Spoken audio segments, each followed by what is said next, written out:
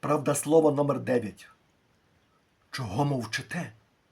Маєте правду слово, маєте силу слово, маєте найкраще слово, а мовчите, бо маєте лише в душі слово брехні, слово ненависті, слово смерті. Бо не живете словом життя, а ходите в смерті, і тому всім хочете смерті духовної, фізичної, тілесної, бо мовчите словом життя. І загубили між сміттям правду слова.